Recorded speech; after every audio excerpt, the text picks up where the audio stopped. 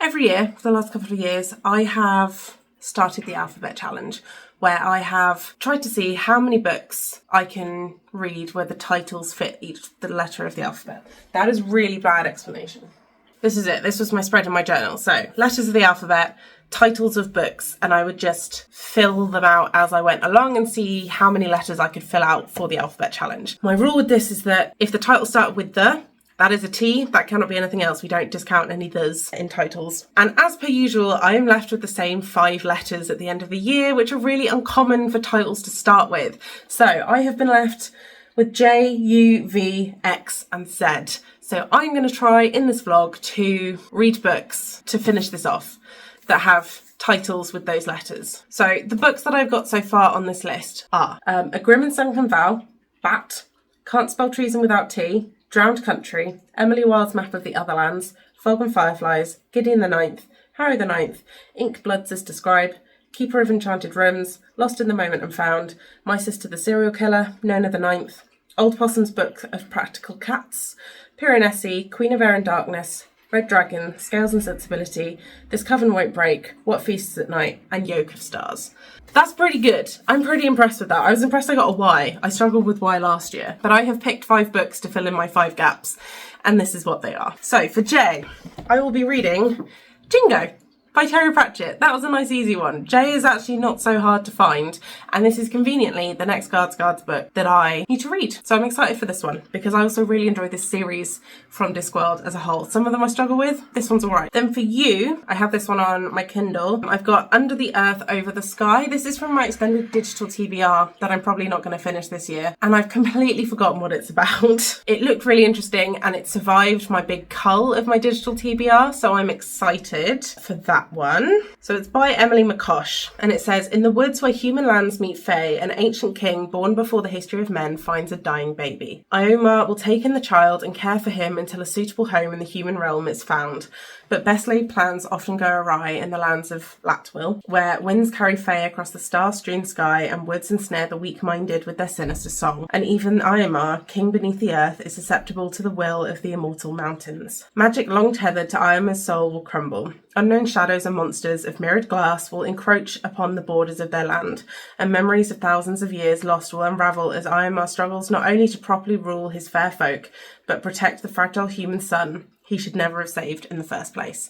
And I just think that's a really unique story to tell when we come to Fae, because it doesn't sound like it's about romantic relationships. It sounds like it's about familial relationships. And I'm really interested in the concept of changelings and the sort of the human Fae interactions in that sense. So I'm really hoping this is going to be a good read, because every time I read that blurb, I'm just like, oh, that sounds like it could be really good, and I'm going to take a chance on it. So that's my U book. For V, I have also got another E version of a book because books are expensive. I have got Vanished by Nicole McKeon. I thought I owned this book. I do not own this book. I've lost it now. I own this book, which has a very similar cover, so I was really annoyed when I realised I didn't own the book I wanted to read. So I have the E version now. So apparently this is the Dresden Files meets the Parasol Protectorate in the first book of this clever, fast-paced gaslamp fantasy series about a woman ahead of her time who knows too much about magic and not enough about self-control. Eccentric social outcast, Lady Guinevere St. James knows many things, magical, alchemy, artifice, and even the truth about the long-forgotten fairies, but she does not know why common criminals are using rare and dangerous magic to kidnap orphans from the streets of New London. After rescuing one young girl, Gwen vows to save the rest no matter the cost, but the handsome Scotland Yard inspector, who is also investigating the case, and he thinks Gwen knows far too much about the kidnappings to be innocent. That sentence is not grammatically correct. To save the children, Gwen must dodge the inspector, bully a coven of witches, and outsmart her marriage-minded mama, all while managing a wily young pickpocket and a headstrong raven.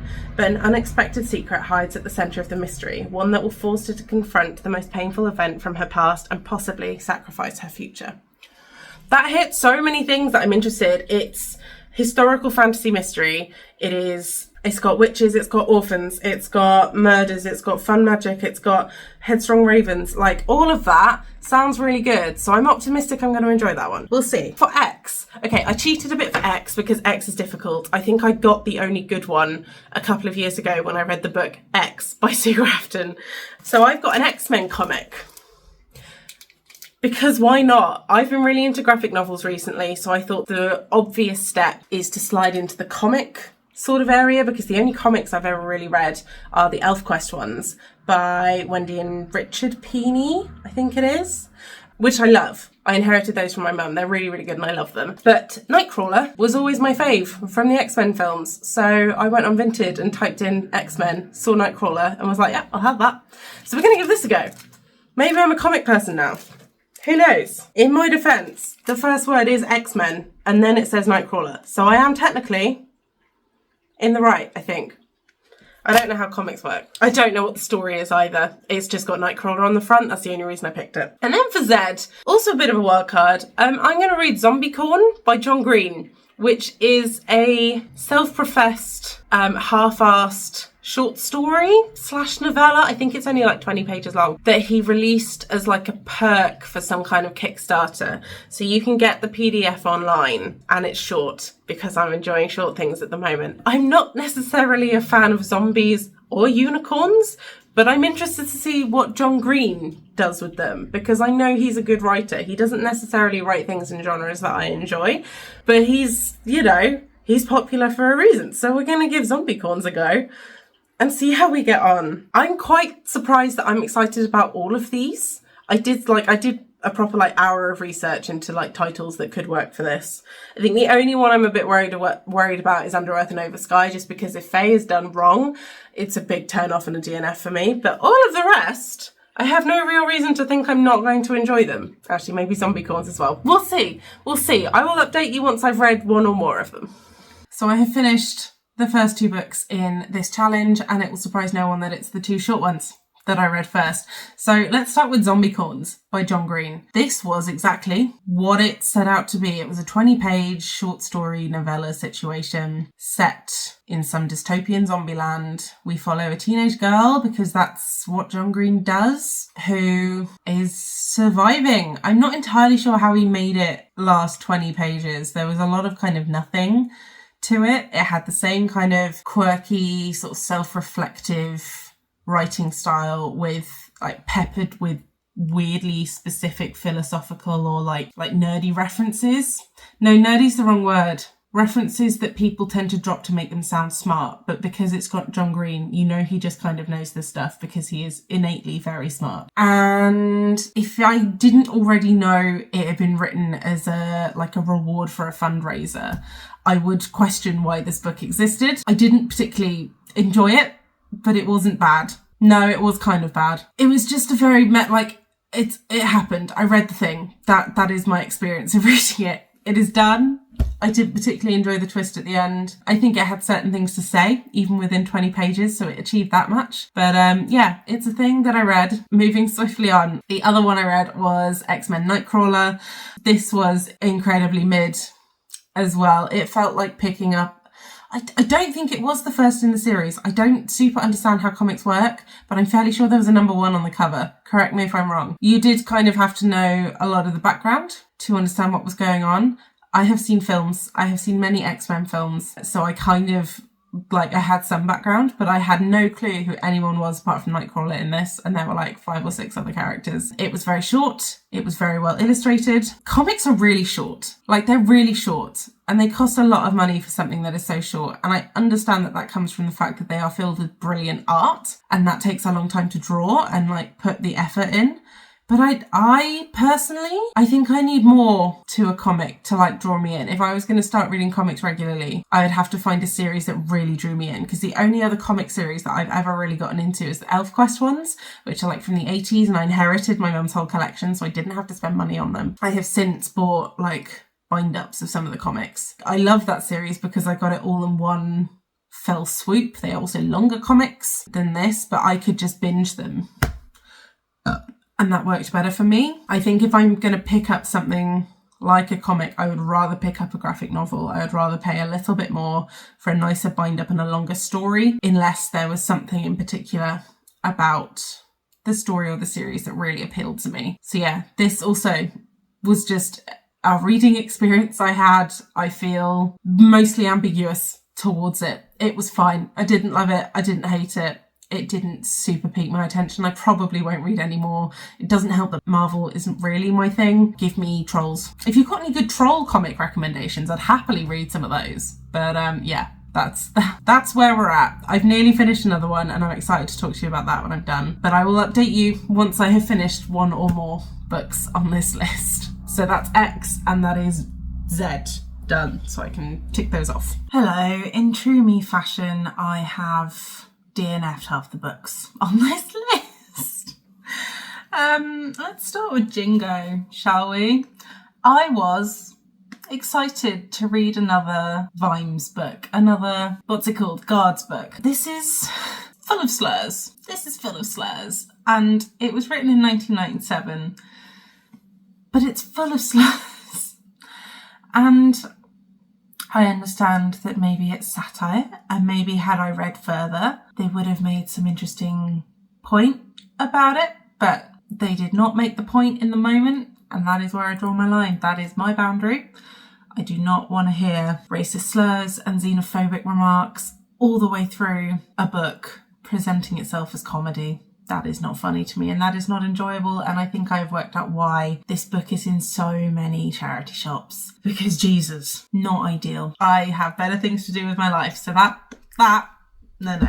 was done.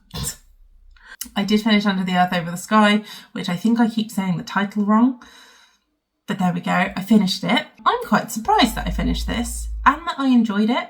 It is incredibly slow paced and has incredibly flowery writing, and normally those are big no-nos for me. I don't usually enjoy that kind of thing, but this really worked for me and I was really pleasantly surprised. I think it is so interesting when we read books that don't focus on romantic relationships.